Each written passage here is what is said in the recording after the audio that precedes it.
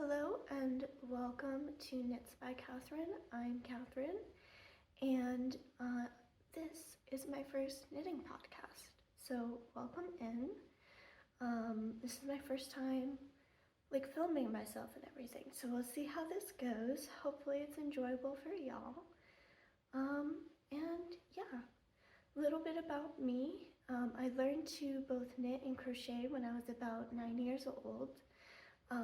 My sister taught me to crochet, and then my mom had bought me this Holly Hobby Learn to Knit kit. I found it on eBay.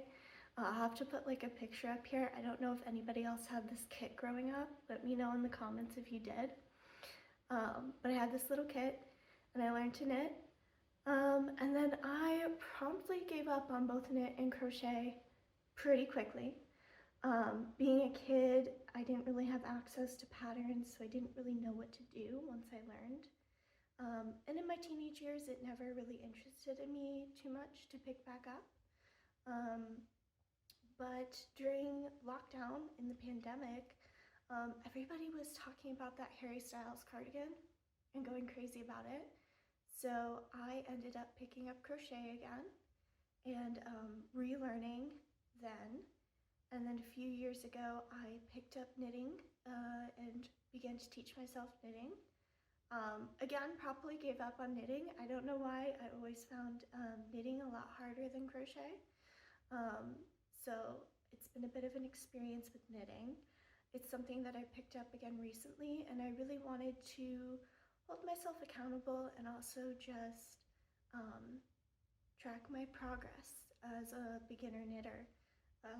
And just have this diary of everything I've created. I thought that would be really cool because I don't really have that with crochet. I didn't do that, and I really wish I had. So yeah, that's a little bit about me and my knit and my crochet journey.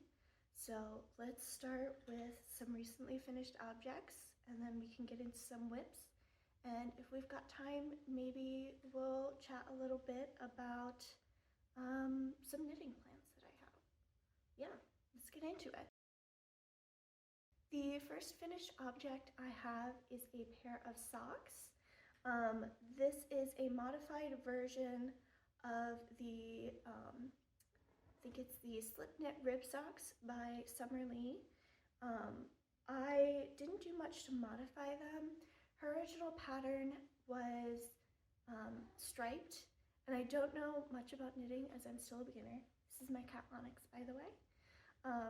You might see her brother Topaz in the background, and he might make an appearance as well. We'll see. Back on track though. The original socks were striped, and I don't know much about knitting, but I believe that the slip knit kind of created this almost drop stitch effect, where a stitch would appear lower on the stripe than the rest of them, and it kind of made not a zigzag, but like I said, like a drop stitch kind of look, which is really gorgeous. But I knit these up for my dad. These are a Christmas knit, and he's not a stripes person. He's not stripes, he's not like a fun colors person, so I wanted to keep it simple. He's also a diabetic, so I knew that these needed to be ribbed and super stretchy to avoid any potential problems. If you know, you know. So I also did a German twisted rib cast on, which has left a little bit of a pearl rib,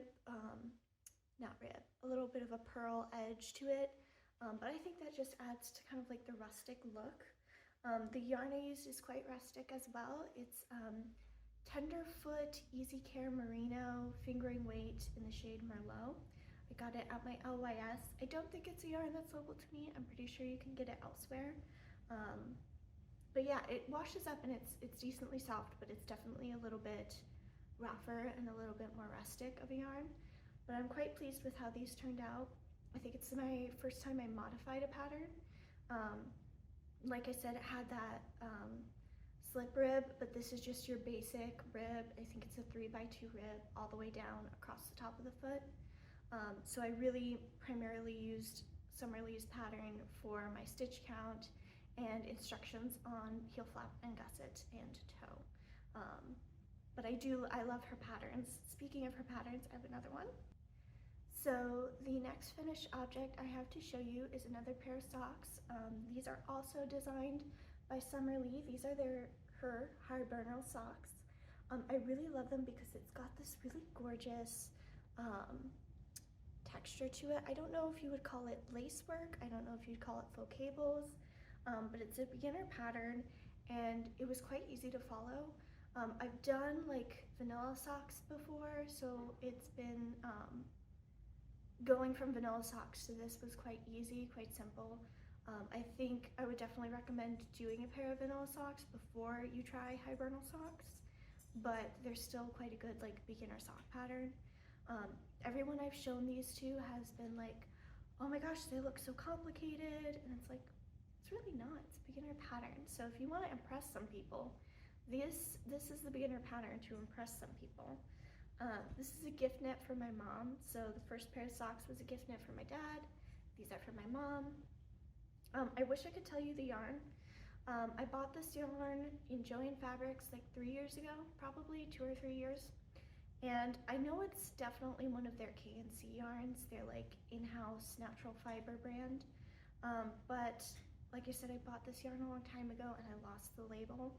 So I've got absolutely no idea what the shade name is, what anything else, any other specs of the yarn are, unfortunately. Maybe if I can find like a similar yarn on like Linda Hobby or Hobie, I'll like link it in the description. But they're really gorgeous, like tonal, this tonal blue color. And I'm quite pleased with how they turned out. I did make mistakes with these, being a beginner. I knit these before I actually knit my dad's socks, so I made all the mistakes with hers. Sorry, Mom. You can see that the heels on these are different. So like this is the first heel I knit, and you can see there's decreases at the top and bottom of the heel flap. You're not supposed to do that. You're only supposed to increase or decrease at the very top here, and then it kind of like opens nicely into the foot. I just misread the pattern, so totally not on Summer Lee. Her pattern was quite clear. I just wasn't paying attention and reading as closely as I should have. At this point, I had done socks before and by her, so I was like, oh, I know what I'm doing.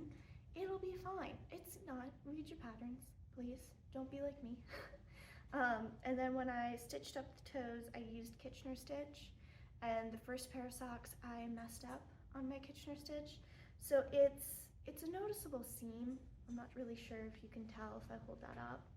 There's a noticeable seam at the toe on that one that's not really there with the second one where I did the seam properly. But I feel like after blocking, it's really not super noticeable, and frankly, when she's wearing them, it's not like anybody's gonna be like, oh my gosh, your socks are very, very slightly different. Like, nobody's gonna do that. And if they do, they can deal with me and they cannot be mean to my mom, though I doubt that they would. Who's even staring at my mom's feet? I'm getting off on a tangent. But like I said, these are the hibernal socks. Since I bought the pattern for these, she's actually come out with a DK weight version. So if you're looking to get into socks and you're maybe a little bit scared of fingering weight yarn, that might also be like a great option to explore, is a DK weight version. I personally prefer working with fingering weight for socks. I just like how like nice and thin and light they are, like they're not too much. I don't like too heavy of a sock. My last and final finished object for this pod is actually my first garment. So I was really inspired to make a sweater, and I had to like pull myself back and be like, let's be realistic here. Jumping from not having knit for like 2-3 years into immediately making a sweater, not the best idea. Maybe pull it back, maybe make some smaller objects, some hats. Speaking of hats, I did not mention the hat that I'm wearing is a free pattern on YouTube. Another really beginner friendly pattern, and I'll link that in the description because I don't remember the name of the YouTuber that made it, unfortunately, off the top of my head. But back on topic, I really wanted to make a sweater, and I had to be like, let's pull back a second, let's be realistic, make something a little easier. So I ended up casting on the, let me lean back so you can see that a little bit better. This is the Novice Pullover by Petite Knit. I had heard a lot of knitting podcasters talk about Petite Knit. It seems like it's all over like Knitstagram too. Everyone is like crazy about her, and for good reason. Her patterns are quite beautiful. So I thought, you know, everybody highly recommends her. Let me check this out. Let me see what I think of her patterns. It's a novice pattern. It should be fairly easy. As far as following the instructions went, if you're a beginner that's very afraid of like abbreviations and stuff, I would say this is a good pattern for you because she does not use abbreviations throughout her pattern. Personally, as somebody who's used to abbreviations in patterns, and somebody who thinks it's important to learn how to read patterns, I was a little disappointed. Maybe disappointed isn't the right word. It wasn't like I opened it and was like, oh no, this is terrible, I'm so, but I do kind of wish that there were abbreviations so there was more of an educational aspect in terms of how to read a pattern for a beginner. But yeah, I knit this up. This is knit in, I have a skein right here, so it is knit in KNC Essential Wool in the shade Fresh Strawberry. I got this at my local Joann Fabrics. It is really soft. It's a super washable, and I would say as far as accessible natural fibers in big box stores in the States, this is probably one of the more accessible ones. Expense-wise, I would not consider it cheap. You would have to wait for like a sale or be really smart with your coupons. So affordability-wise, not the best. General accessibility to pick up, go to a store and grab some wool. I think it's a good one. It's got some good color range as well. But like I said, it's a super wash wool. So I made my first mistake with this pullover when it came to gauge. I did not realize that when you make a gauge swatch, you need to make one larger than the dimensions given. So if your pattern says, you know, 16 stitches by 20 rows, I didn't realize that you should expand upon that and do maybe like 20 by 25 or something. Something that's a little bit bigger and then measure within. So I didn't realize I needed to do that, so I mismeasured my gauge swatch because it was like curling in and stuff, being stuck in that. So I messed up my gauge swatch, and then on top of that, I had heard that superwash wool grows, but being like inexperienced with natural fibers, most of my crochet work has been in acrylic. I had no idea what that meant. I did not know what it looked like, and I was honestly kind of confused, and I was like, it's like whatever, like it'll grow a little bit, that's fine. Did not realize how much it would grow. So this pullover, originally the sleeves hit me quite nicely under the arm. They were like there. Now they're all the way down here, which leaves a bit of an awkward gape. I can't really wear it on its own as a top. I really need to have something underneath it because of how wide the armhole is. And then lengthwise, it grew quite a bit. It was fairly cropped because I shortened the pattern. Did I shorten the pattern? No, that's right. I thought about it, but I didn't end up doing it. It was quite cropped on me, and it grew quite a bit. So yeah, mistakes were made. I also wove my ends in kind of odd, so you can kind of see, I don't know if you can see on camera, but I think a little bit right here. You can kind of see where I wove my ends in. So it's an imperfect piece, but I also think like taking a look at it finished garment wise as first piece, like it's pretty decent first garment. Not perfect, and there are things I learned from it, which is really valuable. I'd rather make mistakes and learn than be perfect and never grow. So yeah, lesson learned. I now make my gauge swatches a little bit bigger, and I also wash them. So yeah, that was my last finished object. Getting into my works in progress, I've got two currently, one crochet project and one knit project. I found that I kind of like to bounce from knit to crochet and kind of have one of each to work on. Yes, Onyx. I'm sure you just heard my cat meow. This mic is much stronger than I anticipated, so that was Onyx. Anyways, my first whip that I've got going on is another gift knit. I really like making things for people. So, I'm sorry, my cat distracted me. I really like making gifts for people. This one is for my mom for her birthday, and it is a sweater. It is by Daisy and Peace. It is their, I believe it's number 39.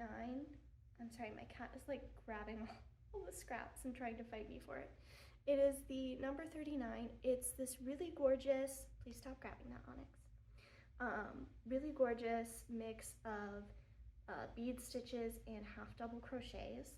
I'm knitting it up in acrylic. My mom specifically wanted something that she could just throw in the washer and the dryer and not have to worry about any kind of like specialty care. So this is Bernat Softee Baby in Lavender. I've used Bernat Softee Baby for quite a few projects now.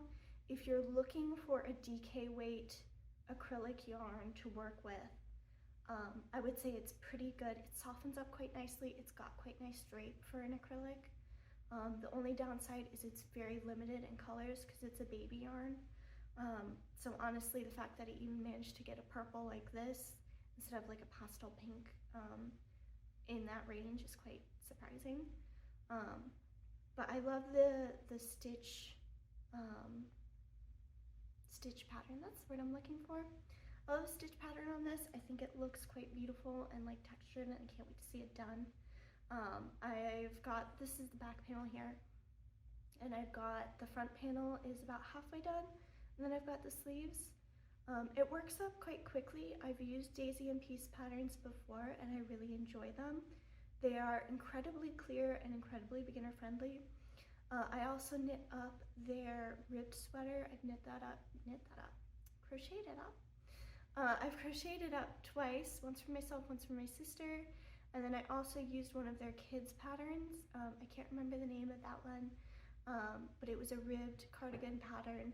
Again, super easy to follow if you're a beginner that wants to get into maybe making some crochet garments. I would highly recommend Daisy and Peace patterns. I couldn't ask for a better explained pattern with better visuals, to be honest with you. Like, they're just really solid, absolutely worth every single penny. So yeah, that's my mom's sweater. Her birthday's in February, but I'm planning on giving it to her a little bit early. That way she can really enjoy it in the colder months.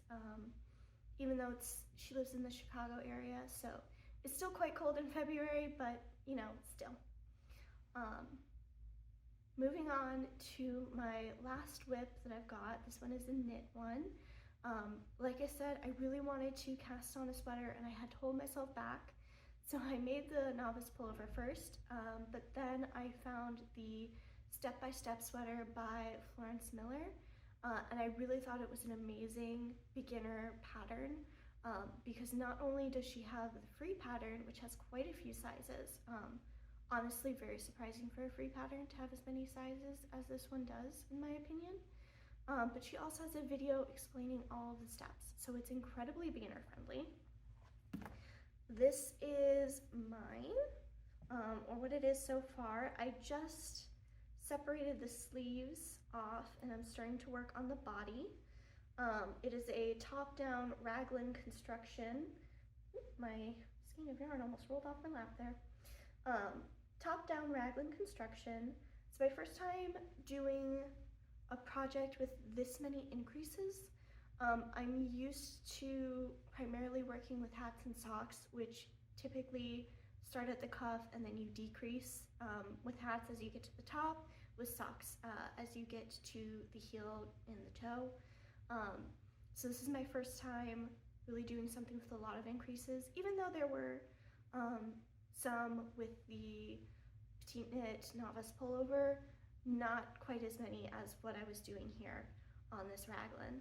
So I did end up having to look up some instructions on how to do make one left, make one right purl.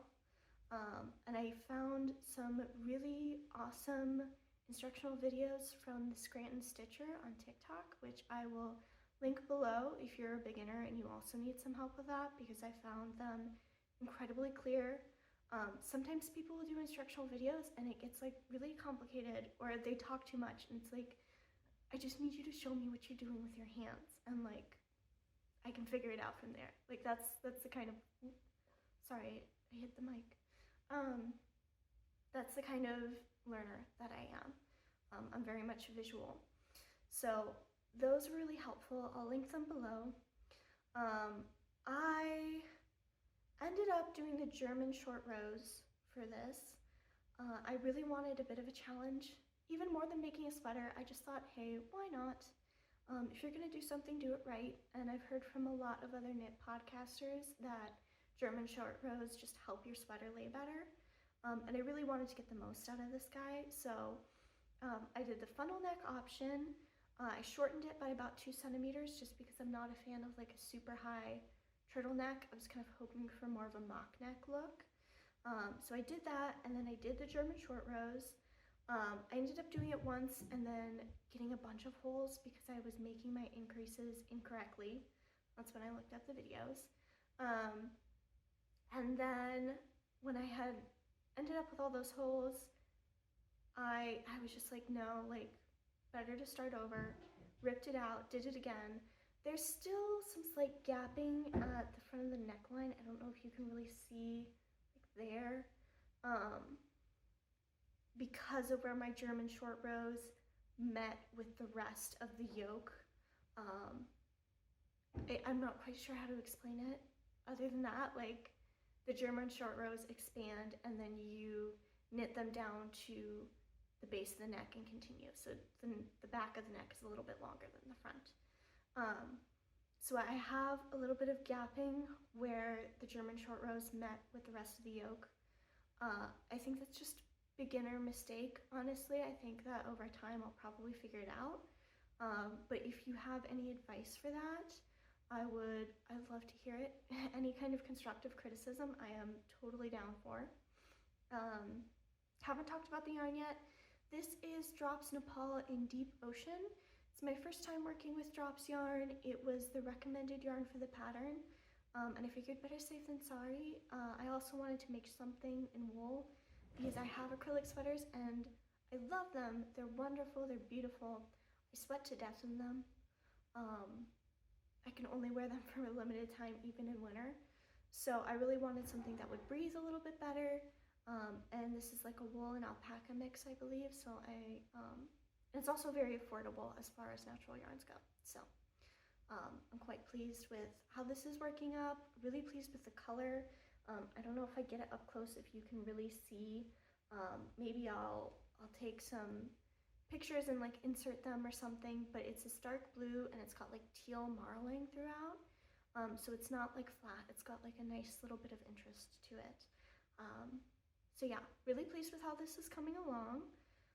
Oh, another mistake I made was I hate counting my stitches, especially when it gets to the point like with this one.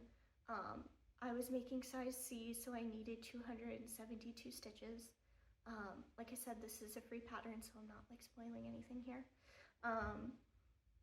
Hey, cat. Sorry for the distraction. Anyways, as I was saying, another mistake that I made with this was with my increases. So I hate counting my stitches, especially when it gets to the point when there are so many on the needles. It's just very hard for me to keep track of them all. It feels very arduous to count them all. So I got this idea in my head that I would make a list on my iPad, like a little checklist, and each increase row I would check one off and it would have the amount of stitches that it should, the project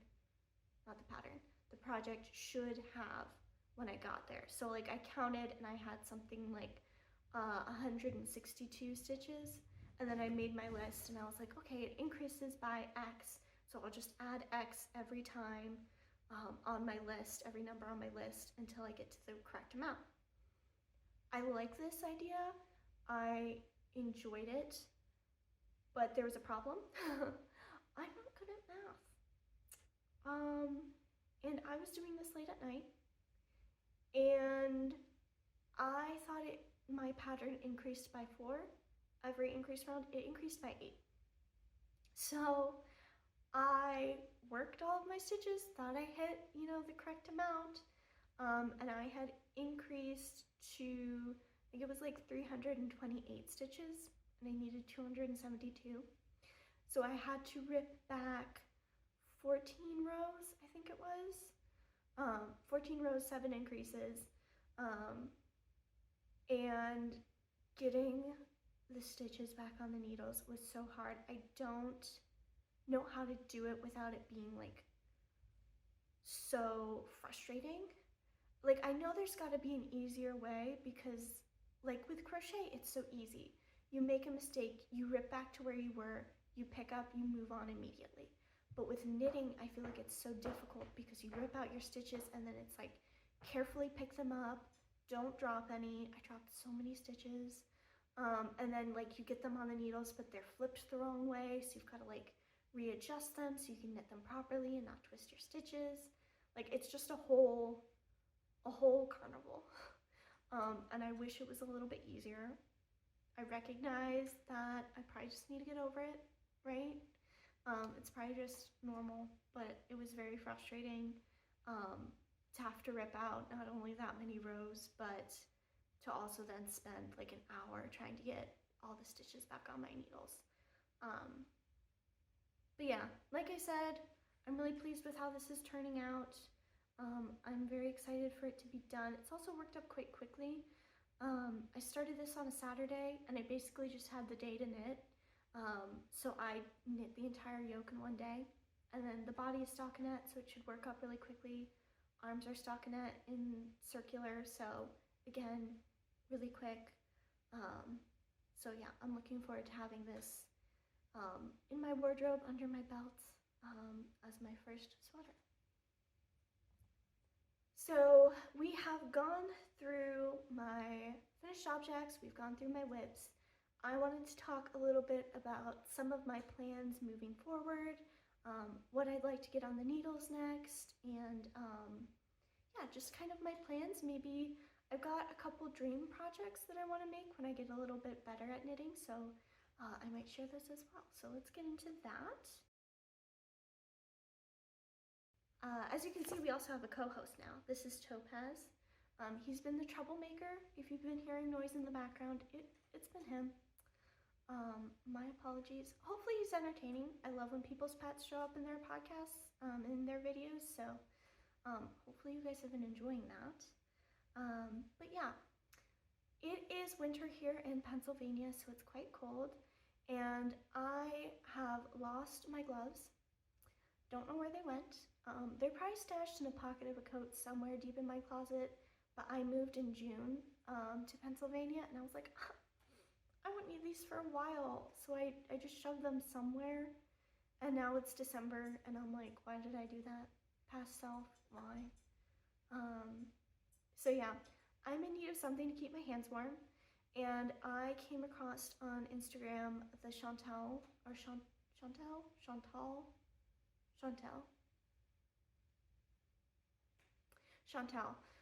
Chantal mittens by Mareka Knits.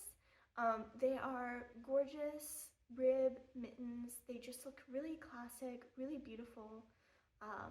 The recommended yarn is cashmere, and unfortunately I don't have cashmere budget. Although I'm sure they would be absolutely lovely and soft and amazing. It's just not realistic for me right now. I did know that I wanted to work with a natural fiber, so I did a little bit of poking, and I came across Sandnes Garn Pure Gynt. This is the shade 6324. It's showing up quite saturated on camera. It's actually like a very very soft, like light wash denim kind of blue. So I am planning on knitting up the Chantal mittens in this, and then I knew that if I was going to make mittens, I would want a matching hat, of course, a cute little set. So I did some digging, and I found out that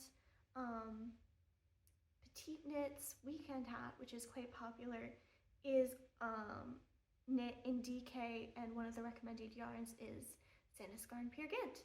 So I will be making the Chantal mittens and a matching weekend hat this winter. Keep me cozy. I'll probably insert like a picture of the yarn on the screen so you can see the color a little bit better, or maybe I'll like take a video of the website or something so you can see the color a little bit better. But I'm very excited. I haven't made mittens before, so it's going to be a little bit of an adventure. I believe they're worked up on DPNs, which I've also had very limited experience with. I've knit a lot of the Pearl Soho Classic Cuffed Hat, and that recommends using DPNs to do the decreases at the top. That's another free pattern, by the way. I'm not giving anything away. So my experience with DPNs has been very limited, so I'm a little bit nervous. I assume that making a thumb is very similar to what I'm doing with my raglan in the sleeves, in the sense that I am knitting up more stitches than I need, and then saving a few on the sides to pick up later and then work the thumb. But it'll probably be like the smallest I've knit, smallest circumference of something I've knit. So I'm a little bit nervous, but excited for the challenge. And then my next plan is actually something that I've had planned for a while. So if you knit socks, you have probably heard of Charlotte Stone. This is her Charming Colorwork Socks book. Mine is nicely chewed because of someone back there. He cannot keep his teeth out of books. He just chews them. It drives me insane. I can't go to a library because of him. Like, he will ruin the books. It makes me so frustrated. Anyways, cat tangent aside, this is a really great book. It is filled with patterns, and one of the patterns is, let me find the page, the lavender socks. These are quite trendy. Quite trendy? They were trendy like a while ago, like many moons ago, and I just didn't have enough knitting experience to make them. But they're these really beautiful colorwork socks with a purple toe and like little lavender flowers all around. Now, this pattern has a bundle of yarn that you can buy. You can either buy the bundle with a pattern or buy the pattern separately and then buy the bundle separately. I don't remember the name of the company, but I bought it off Etsy. And I was like thinking that this would be my first big colorwork project. When I first got this yarn, I was like, you know, better safe, like with colorwork, to make sure that I have enough contrast and everything to get the recommended yarn. Unfortunately, because it's hand-dyed yarn, there are sometimes variations in the final product. So my contrast color and my base color are way too similar. So I cast this on, I guess you could call it a languishing whip instead of a knitting plan, really. But I cast this on like literally 2-3 years ago, and you can like barely see the lavender detail that I put in here because the colors are just so similar. So this has just been sadly hanging out in a project bag waiting for me to one day pick it back up again. So I was like, all right, I know I want to get into color work. One of those reasons is a dream project I'll talk about in a second. But I know I want to get into color work. It's something that's really interested me about knitting, because I've done color work in crochet, but I don't love the edge of it. You know how crochet color work kind of has a jagged edge? I feel like knitting is a much cleaner edge. So I really want to get into color work. So I figure socks, they're small, it's a good place to start. I don't know where I was going with that, I apologize. But I knew I needed to do something about the yarn. I knew I needed to get a different color yarn, so I went ahead and I got Drops Nord in the shade 25. It's this lovely light lavender color. It's like almost white, but it's still like very subtly purple. So I'm thinking with my contrast color, like you can't tell me that's not enough contrast. Like that's gotta be. There's no way that my lavender won't show up, because it's like I'm not going to spend hours on these socks for all my color work to not show up. I want that contrast and I want a beautiful finished project. So I scooped up the Drops Nord, and it's actually really soft. If you're looking for a sock yarn that is inexpensive, because sock yarn can be very expensive, the Tenderfoot yarn that I used for my dad's socks earlier was $16 for 100 grams, and I know that that's even cheap for natural fiber yarn, but this is cheaper. This was like $3.50 USD or something like that for a skein, and I think it's 50 grams. It looks like 50 grams, yes. The pattern, the label says 50 grams, so much more affordable. Two of these would be, say, $7 or $8 versus, you know, like the Tenderfoot I mentioned is $16 for the same amount of yardage. Yardage? No, same amount of grams. I don't know about yardage. I don't believe I know the yardage of the Tenderfoot yarn off the top of my head. But yes, moving on, because I've chatted about that quite a bit. I'm looking forward to working those up. Fingers crossed that there will be enough contrast this time and it won't be an issue. Yeah. As for dream knitting plans, because I'm still a beginner, there's a lot that I can't do yet. I'm a very, I feel like, adventurous beginner. I'm very much willing to challenge myself, but I'm also like very aware that like pacing myself is important, and like taking the time to really learn the skills I need before I jump on a big project. But one of my dream projects is the porcelain sweater by Lee Knits. I'm sure you've seen this sweater everywhere. Everybody's gone crazy about it, but I have also gone crazy about it, and I desperately want to make it.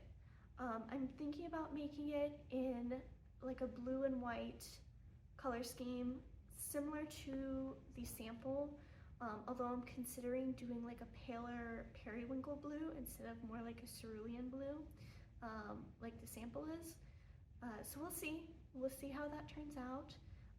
That's a little bit farther down the road. I'm thinking that I need to obviously finish the sweater I'm working on, potentially make another sweater. I'm considering the Monday sweater by Petite Knit because that also seems, I don't think she has it listed as a beginner pattern. I think it's like a 2-star difficulty on her website, but I feel like with a pullover under my belt and the step-by-step sweater soon to be under my belt, that I would be ready to take on that level of difficulty.